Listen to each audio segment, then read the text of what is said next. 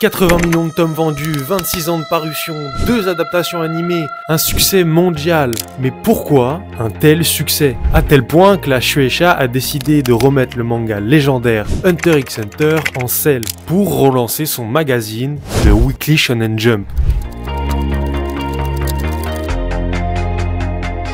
400 chapitres, soit un peu plus de la moitié des chapitres que nous aurions eu si Yoshihiro Togashi n'avait pas souffert de graves problèmes de dos. Les problèmes de santé de Togashi ainsi que les nombreuses pauses qu'ils ont engendrées ne sont pas une nouveauté, constituent l'un des sujets les plus discutés à propos de Hunter x Hunter. Il est dévastateur que ces problèmes de santé aient dû forcer un homme qui ne souhaite rien d'autre que de travailler sur son manga, être obligé de partager des idées de fin alternatives au cas où il n'arrive pas à terminer son œuvre.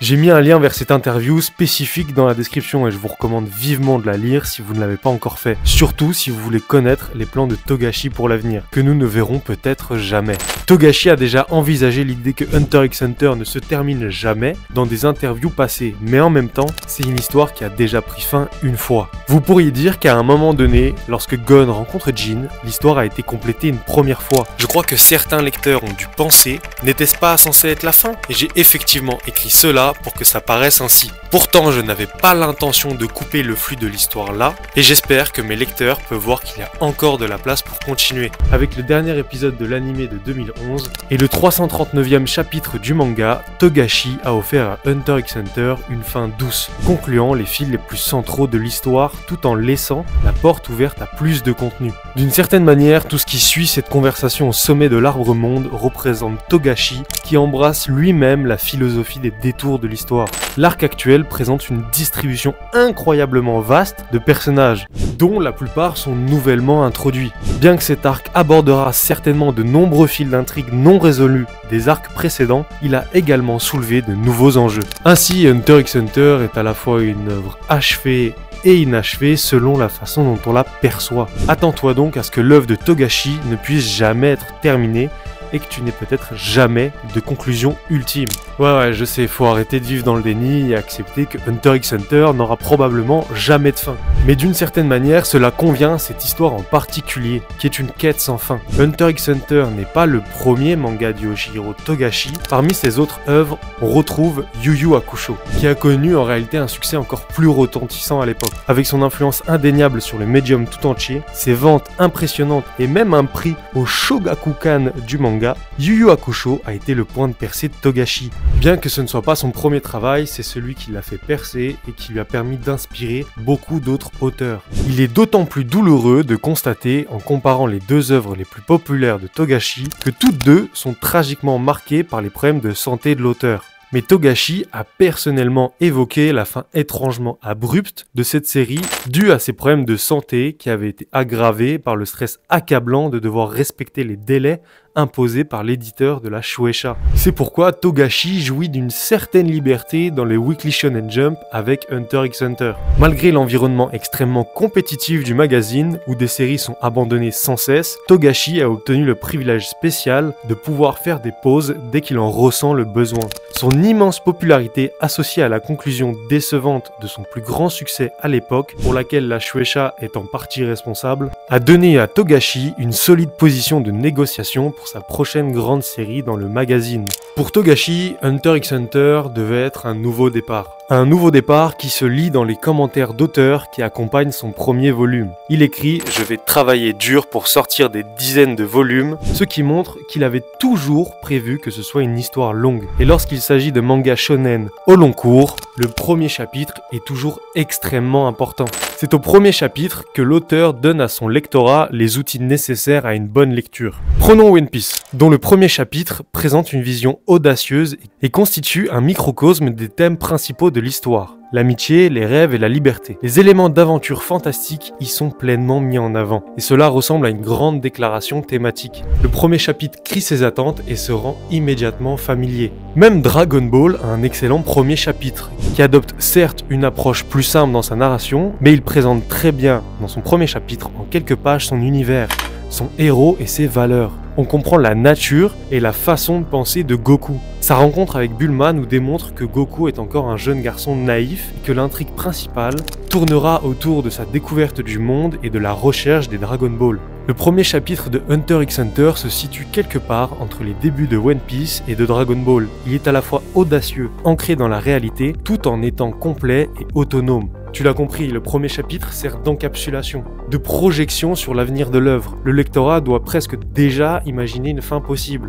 Et à cet égard, il n'y a pas de chapitre plus efficace que celui de Hunter x Hunter. Donc aujourd'hui, je souhaite analyser de très près ce premier chapitre. Dès le départ, Togashi rend ses intentions très claires. Que vous l'ayez découverte à travers l'anime ou le manga, cette narration d'ouverture sur l'inconnu, le mystérieux est un élément emblématique de Hunter x Hunter, offrant le crochet parfait dans une histoire qui promet de vous captiver par son charme. Les 2 premières pages du manga, tant dans leur contenu que dans leur présentation, rappellent étrangement les 2 premières pages de One Piece. Ils ont commencé leur sérialisation dans le même magazine moins d'1 an auparavant. Et dès le chapitre 1, notre sens de l'intrigue s'éveille et on veut voir la suite. À quoi ressemble le père de Gon? Comment il va le retrouver?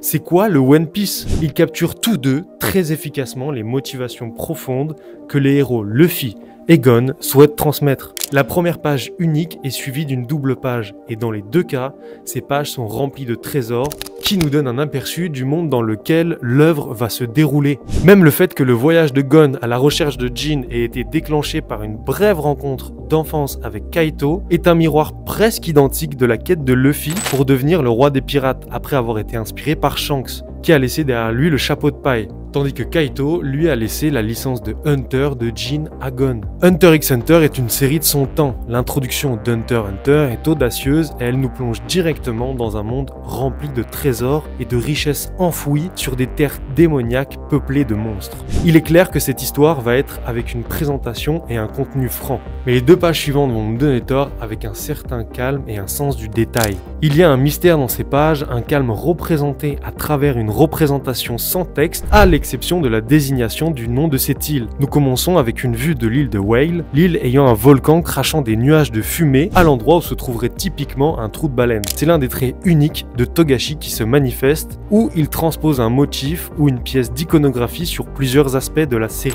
à des échelles variées. Ici, la baleine représente le premier point de contrôle de la série, et si tu es à jour dans les scans, tu auras remarqué que parallèlement au début de la série, le chapitre 359, intitulé Départ, se déroule sur la baleine noire, qui contraste directement avec le chapitre 1, le jour du départ, et cela agit comme un signe de progrès, passant d'une île baleine qui est statique à un navire baleine qui nous amène vers les limites du nouveau monde. A noter que la fumée étant présente dans les 2 cas, elle signale le début des voyages respectifs de nos 2 protagonistes, Gon au début et Kurapika aujourd'hui. On peut imaginer que l'approche narrative de Togashi est comme une poupée russe, superposant des couches de détails du plus minutieux au plus grandiose. L'histoire peut parfois sembler mécanique dans son utilisation des motifs, et comme une poupée russe, tout est indépendant et autonome, tout en étant en même temps une partie d'un tout plus grand. Un bon exemple de cela est sur la même page où nous voyons pour la première fois l'île de Whale. Dans les panneaux inférieurs, nous avons un microcosme de l'écosystème naturel, avec plusieurs animaux chassant de plus petits animaux, tout en étant eux-mêmes chassés par de plus grands animaux.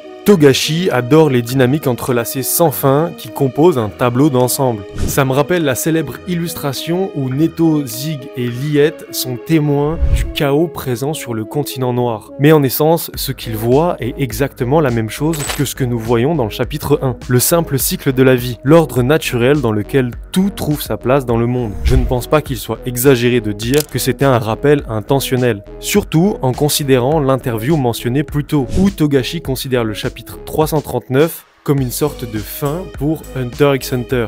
Il est très plausible, du moins pour moi, qu'il ait fait référence au tout début en dessinant ce nouveau commencement. La 4e page est l'une de mes préférées. La première rencontre avec Gon, absorbé par sa pêche pour sortir de l'eau le maître des marais, on le voit camouflé par des feuilles perchées en haut d'un arbre massif, avec des papillons, des oiseaux et des écureuils qui se reposent confortablement sur lui. Gon fait partie intégrante de cette nature et donc du cycle inéluctable de la vie. Chaque détail de cette page est présenté de manière très efficace. Le langage corporel de Gon ainsi que les indices donnés par sa position et les animaux autour de lui vont déjà très loin pour le caractériser de toutes les manières nécessaires à sa compréhension, sans qu'il ait besoin de dire un seul mot. Il attrape avec succès le maître des marais, se réjouit de son exploit et ramène le gros poisson à sa tante Mito, cherchant son approbation pour participer à l'examen de Hunter. Il y a un petit détail intéressant ici que je veux suranalyser. Gon attrape un chapeau et le met. Cela semble être un détail mineur, mais en réalité, c'est l'un des nombreux motifs que Togashi suit de manière obsessionnelle tout au long de la série. Le chapeau n'est pas fermé, mais plutôt ouvert en haut. Et Gon le met spécifiquement au moment où les prérequis pour son voyage sont remplis, le moment où il est enfin prêt à partir. Il y a d'autres exemples où nous voyons des personnages portant des bandeaux ou des chapeaux au début d'un voyage, mais seuls quelques-uns me viennent à l'esprit.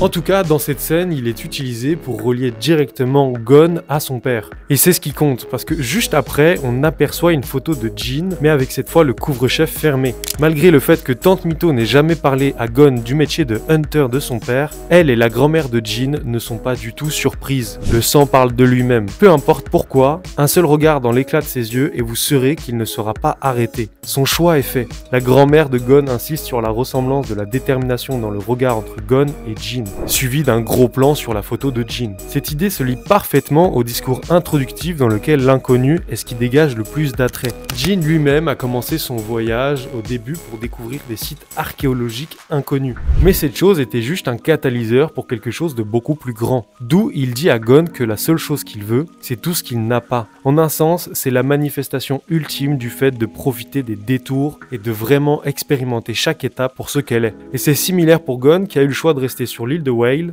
et vivre une vie normale ou de poursuivre sa curiosité en partant en voyage. Dans le chapitre 338, Jin déclare que les adultes avec du bon sens évitent d'ouvrir la boîte de Pandore, tout en parlant de ses propres motivations et de son désir d'atteindre le continent sombre. Jin ne se considère clairement pas comme un adulte avec du bon sens, et il laisse donc à Gon le choix, sa propre boîte de Pandore. Je le prends ici au sens littéral, car la boîte que Jin laisse à Gon nécessite l'utilisation du naine pour être ouverte. En ce sens, le naine représente littéralement la barrière entre le monde ordinaire et le surnaturel, entre la normalité et l'aventure. Jin offre à son enfant le cadeau du choix, tout en lui fournissant une enfance sûre et confortable, avec une famille qui fera beaucoup mieux pour lui que lui-même. Je n'utilise pas du tout cet argument pour justifier la façon dont Jin traite Gon, parce que bien évidemment, dans le fond, ça reste un bâtard. Mais juste de comprendre un peu plus le processus qui l'a amené à cette décision. Le plus intéressant dans tout cela, c'est que Gon lui-même n'est même pas si intéressé que ça de rencontrer son père. Ce qui pousse vraiment le garçon, c'est la curiosité. Il voit toutes les choses que son père a sacrifiées pour devenir hunter. Cette fascination pour ce qui paraît tellement important qu'il dépasse les devoirs paternels et familiaux, c'est ce qui a réellement déclenché le voyage de Gon dans Hunter x Hunter. Un titre qui, soit dit en passant, encapsule parfaitement cette approche de narration en poupée russe. Il peut signifier à la fois le Hunter Gon poursuivant le Hunter Jin et le Hunter Gon aux côtés du Hunter Kurapika. Les deux personnages principaux de cette histoire, bien que cette réflexion mérite sa propre vidéo. Mais concentrons-nous sur Gon poursuivant Jin, car les paroles de la grand-mère de Jin ainsi que d'autres détails me poussent à croire que cette dynamique familiale de la lignée des Fricks n'a pas commencé avec Jin et Gon, mais plutôt avec un ancêtre inconnu dans le passé. Le seul que nous connaissons est Don Fricks, qui a quitté le monde ordinaire il y a environ 300 ans et qui pourrait encore être en train d'écrire le voyage vers le nouveau monde. Cependant, il se pourrait qu'il n'ait pas été celui qui ait commencé cette piste. Peut-être qu'il poursuit lui-même l'héritage de son propre ancêtre. Tout cela est encore renforcé par la superposition des motifs de Togashi. Semblable aux poupées russes, nous avons d'abord l'île de Grid, un décor fantastique, apparemment hors du monde construit par Jin, comme une sorte de terrain de jeu pour son fils afin de trouver son père. Et maintenant nous avons Jin lui-même en route pour découvrir ce qu'il en est réellement de Don Fricks sur le continent noir. Les similitudes entre ces deux décors hors du monde et liés aux Fricks sont suffisamment évidentes. Tout comme Gon est un aventurier et Jin était son objectif, Jin lui-même est aussi un aventurier dont le but est Don. Pour construire l'ensemble de l'univers, et dans ce cas l'ensemble de la narration, les éléments doivent s'imbriquer les uns dans les autres. Une autre idée englobante établie dans le premier chapitre est la curiosité comme thème central et caractéristique de Gon. Parfois, cette dernière tue. Par exemple, dans le premier chapitre, Kaito tue la mère ours-renard par curiosité, puisqu'il est poussé à débarquer sur cette île, curieux de savoir si Jin s'y trouve. Bien que la curiosité soit l'une des forces motrices et principales de la série, elle est également souvent présentée comme une qualité nuisible, pouvant coûter des vies. Si la curiosité de Kaito concernant Jin et son désir d'évaluer sa force, ce qui coûtera la vie à l'ours renard. Cependant, Togashi n'ignore jamais l'autre côté. C'est la curiosité de Pito à propos de sa propre force qui la conduira jusqu'à Kaito, ce qui provoquera la colère de Gon et causer la mort de Kaito, le personnage le plus emblématique concernant la curiosité, tué par un autre personnage un peu trop curieux. Et je suranalyse, car lorsqu'on applique la présence de Kaito dans le premier chapitre et qu'il tue l'ours renard, on pourrait identifier Gon comme le petit de l'ours renard. Togashi renforce encore une fois sa mécanique du cycle de la vie, que chacun fait partie d'un tout plus grand. Pour ceux qui ont vécu à la fois l'anime de 2011 et le manga, on sait que Kaito a été complètement omis du premier épisode de Hunter x Hunter. Bien qu'il n'y ait pas d'explication claire à ce sujet, je peux penser à deux raisons probables. La première étant que Hunter x Hunter 99 existait déjà, ayant adapté de manière détaillée la partie sur Kaito, ce qui a conduit Madhouse à penser qu'il était acceptable de passer rapidement dessus, semblable à la manière dont Fullmetal Alchemist Brotherhood avait décidé de rusher les premiers épisodes, estimant que la première adaptation animée avait déjà fait un bon boulot. La deuxième raison est de créer un effet de surprise lorsque Kaito est introduit au début de l'arc Chimera. Bien que l'anime de 2011 soit une excellente adaptation à bien des égards, je pense que c'est une grave erreur, et ça pour plusieurs raisons. D'une part, Kaito a eu un impact sur la mentalité de Gon, presque autant que Jin lui-même. Après tout, Kaito est la seule raison pour laquelle Gon connaît Jin, ou même les Hunters en général. Tout ce que Gon sait sur Jin, il l'a appris de Kaito. La chasse difficile pour trouver Jin n'est pas quelque chose qui lui a été directement transmis. C'est quelque chose qu'il a vu Kaito entreprendre et décider de s'y engager lui-même. Omettre une rencontre aussi fondamentale pour le protagoniste est problématique pour des raisons évidentes. Ensuite, il y a le problème de ne pas savoir ce qui est en jeu lorsque Kaito meurt plus tard. Pour ceux qui connaissent le contexte et l'impact de Kaito sur Gon, la réaction et les effondrements subséquents du garçon sont plus facilement compréhensibles. Cependant, pour ceux qui découvrent seulement l'animé, même si leur relation est présentée rétrospectivement, cela semble bien trop soudain et superficiel pour justifier la façon dont Gon agit tout au long de l'arc. Cela peut presque même sembler un peu mélodramatique. Et surtout, la rencontre avec Kaito semble être un détour bien mérité et significatif sur le chemin pour trouver Jin, un type de point de contrôle, un signe que Gon a fait des progrès et est bien en route dans son voyage. Cela altère selon moi vraiment une partie du matériel de l'œuvre dans l'un de ses plus grands arcs. Beaucoup de sous-textes concernant la psychologie de Gon et la façon dont elle est développée est beaucoup mieux reçu avec le contexte complet du chapitre 1.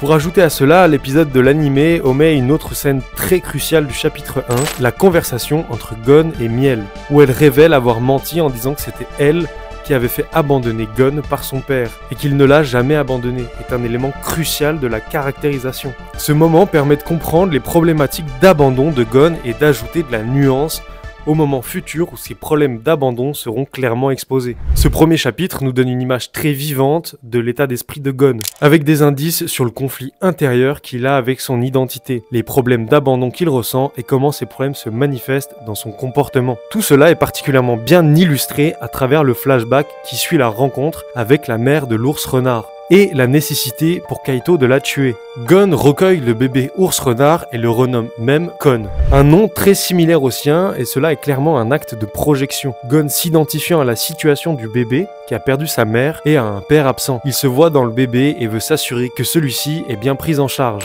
Sur cette page, il y a même un panel où Gon et Kon se superposent, mettant en évidence leur parallèle visuel. Ce qui est le plus remarquable, c'est que Kaito est représenté comme effrayant et bestial, suggérant ainsi le monstre potentiellement caché en Gon, étant donné que le monstre en lui se révélera face à une autre créature. Il est juste de dire que ce sont des graines intentionnellement plantées par Togashi, avec une image approximative de ce que deviendra l'œuvre avec le temps. Si certains éléments visuels ne suffisent pas à convaincre que Togashi avait prévu tout cela dès le chapitre 1, la nature de la scène avec la mort de la mère de l'ours renard et le discours de Kaito sur le fait que le bébé pourrait garder une rancune à vie contre les humains, ce flashback est transposé pendant l'arc narratif des Chimera Ant, avec la descente aux enfers de Gon.